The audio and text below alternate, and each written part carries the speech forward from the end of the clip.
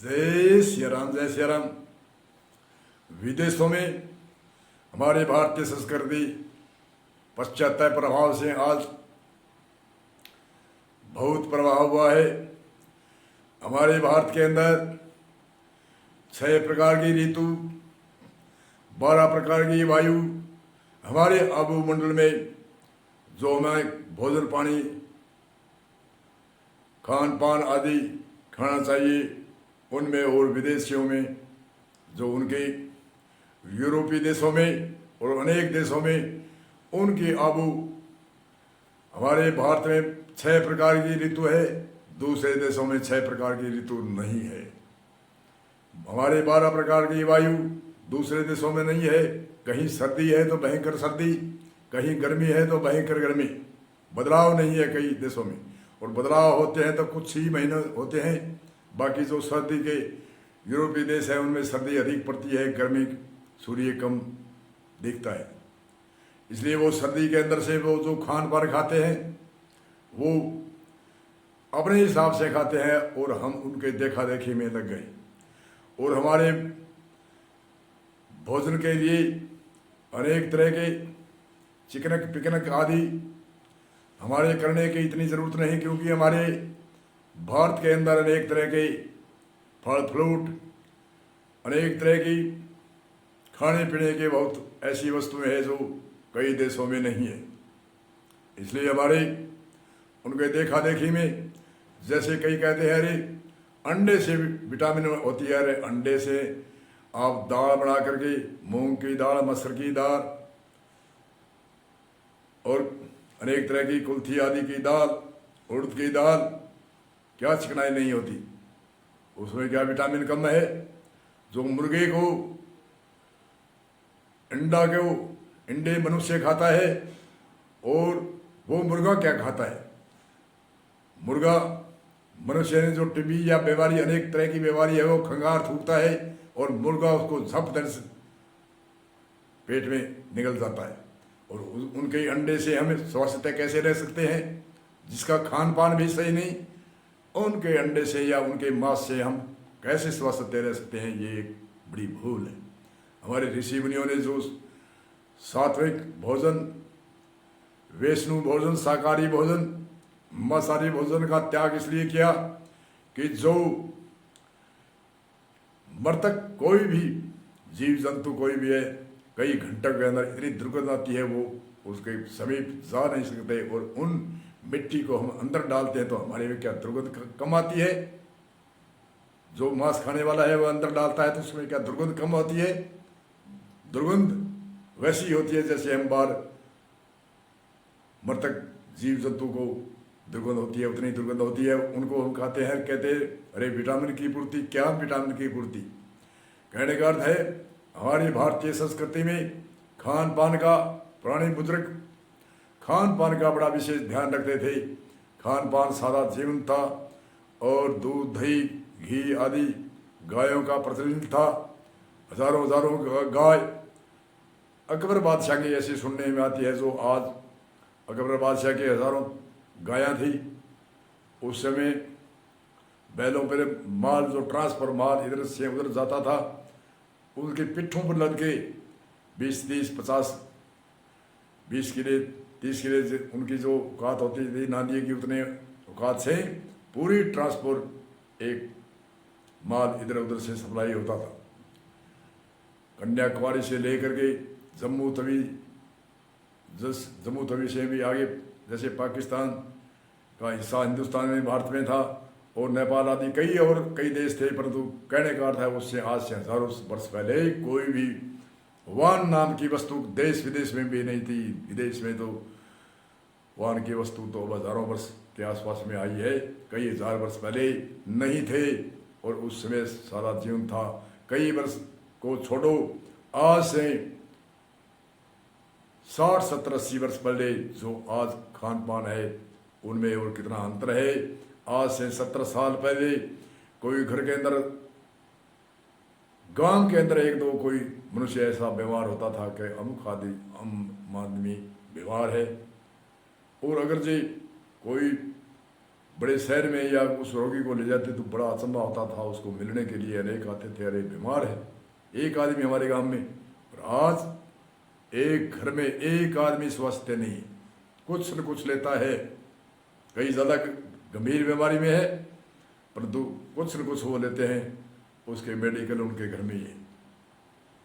कहने का क्यों ये चूक हुई, क्यों, कारण क्या हुआ? जो भारत के अंदर 12 प्रकार की वायु, 6 प्रकार की ऋतु, भारत के अंदर अनेक तरह की खान पान शाकाहारी आदि अनेक तरह की विटामिन डी बी सी आदि अनेक तरह की जितनी की सामग्री है, जड़ी बूटियों की कोई कमी नाम की वस्तु नहीं है।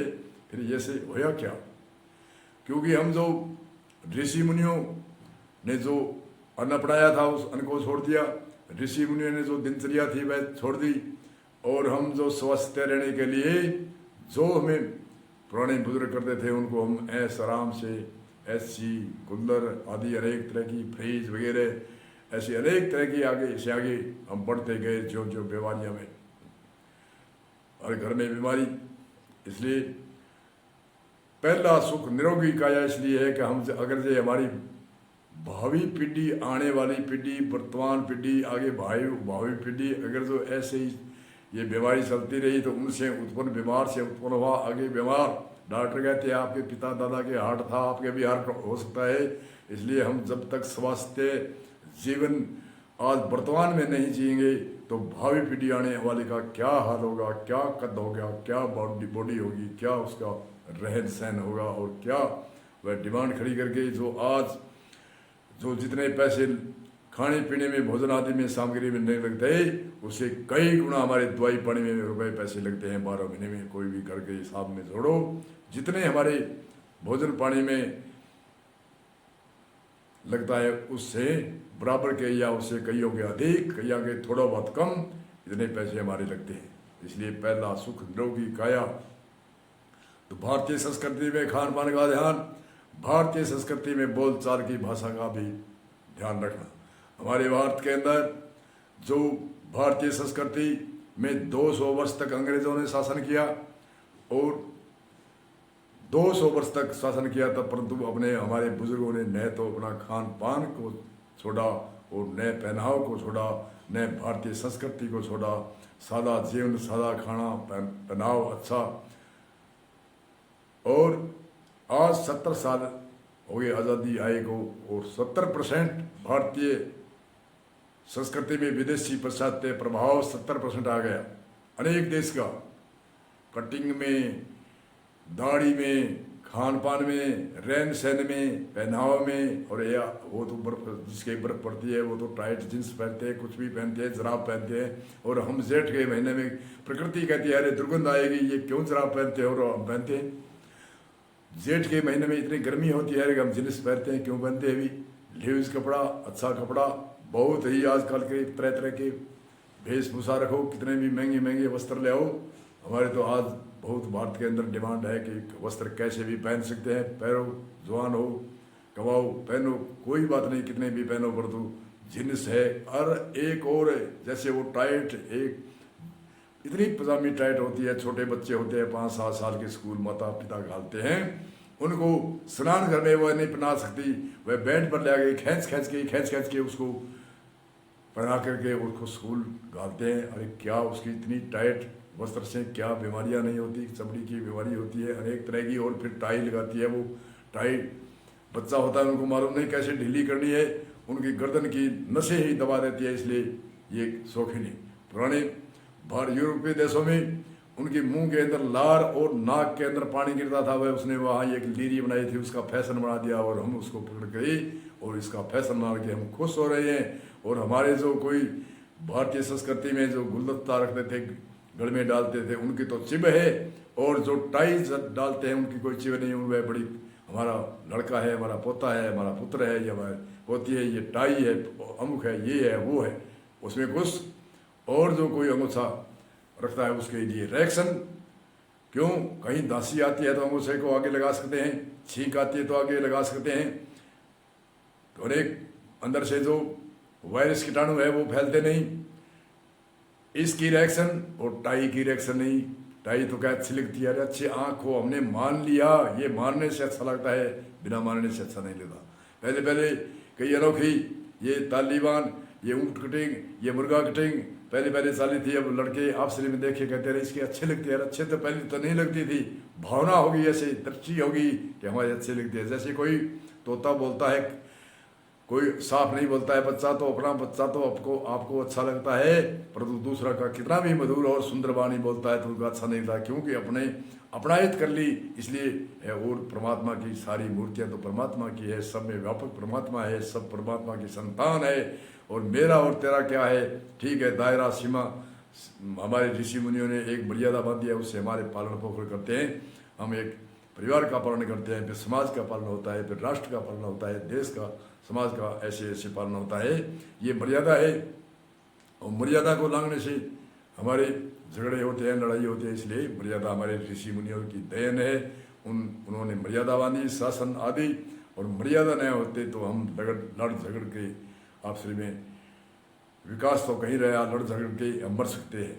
इसलिए भारतीय संस्कृति को पहनाव में अपनाना, खान पान में अपनाना, और बोलचाल की भाषा में आजकल के क्या कहते हैं अंकल, और विदेशों में अंकल क्यों कहते हैं? विदेशों में तो बच्चों को कॉन्वेंट स्कूल है या मैंने कोई आंगनबाड़ी के ऐसे, हमारे तो स्कूल में आते हैं जाते हैं बच्चे, आंगनबाड़ी वहाँ ऐसी संस्था है जिसके अंदर बच्चे को छोड़ दिया, वह उसको नहीं संभालते। उनको बच्चों को भी मालूम नहीं हमारी माता कौन है, और उनके माता पिता को भी मालूम नहीं हमारा बच्चा कहाँ है और कैसे है, वो संभालते ही नहीं है, अपनी नौकरी में बिजी है। और वो कई कई देश ऐसे भी है, तो वह कहते हैं अंकल जी। उनके कोई पढ़ाने वाला, कोई आंगनबाड़ी से ऊपर जो दूसरे स्कूलों में भेजते हैं, उसमें कोई पूछता है कि ये कौन है, ये अंकल जी, के ये कौन है, ये अंकल जी, ये कौन है, ये अंकल जी, सभी अंकल जी है। और हमारे भी अंकल जी, पिता को भी अंकल जी, चाचे को अंकल जी, मात हर को अंकल जी, राह भगते को अंकल जी, आते को अंकल जी, जाते को अंकल जी, ये क्या अंकल जी? अरे अंकल जी तो वह वैसे तो वह तो ठीक कहते हैं, हमारे में अक्ल नहीं है, हमारे मालूम भी नहीं है हमें क्या कहना चाहिए। वह तो इसलिए कहते हैं हमारे मालूम नहीं है वो अंकल जी, अरे क्या करें। और हमारे बिना ही मतलब के अंकल जी, हमारे एक शब्द से कितना ज्ञान होता है, आप करके देखो। जैसे एक कोई मित्र के पास में मित्र गया और उसने कहा ये कौन? बोले ये हमारे लड़कों का मामा जी है। एक मामा जी कहने से कितना शब्द का विस्तार होता है कि मामा जी है, तो ये हमारी भाभी जी का भाई है, और इनके पिता भी है, हमारे मित्र के पुत्रों के नाना जी है, और हमारे मित्र के दोस्त के वह ससुरा जी है, आदि आदि अनेक करके एक शब्द से, एक मामा जी शब्द कहने से कितना समाज का ज्ञान होता है। और हम कहते हैं अंकल है, अरे वाह जी वाह, या क्या अंकल है। और भारतीय संस्कृति में नमस्कार आदि ऐसे, भारतीय संस्कृति में नमस्कार दोनों हाथों से प्रणाम करने से क्या होता है? यश बढ़ती है, कीर्ति बढ़ती है, धन बढ़ता है, वैभव बढ़ता है, उम्र बढ़ती है, आदि आदि अनेक तरह की कई संतों ने बताए हैं कि प्रणाम करने से, नमस्कार करने से जो चरणों में सप्रस होता है, उनको कहते हैं शक्तिपात। शक्तिपात, जैसे शक्तिपात का आगे दूसरे सूत्र में करेंगे।